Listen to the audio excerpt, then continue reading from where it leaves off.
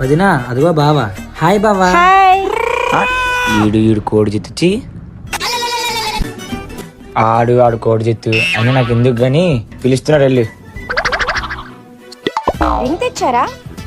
Okay. Ring కనిపించట్లేదు. అక్కడే పెట్టాను కదా. అక్కడ ఉంటాయి కదా.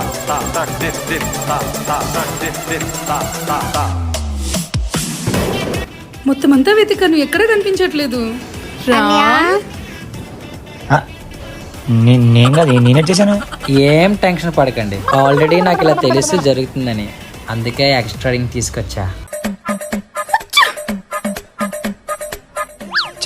ప్లాన్ మొత్తం ఫెయిల్ అయిపోయింది. అమ్మయ్యా.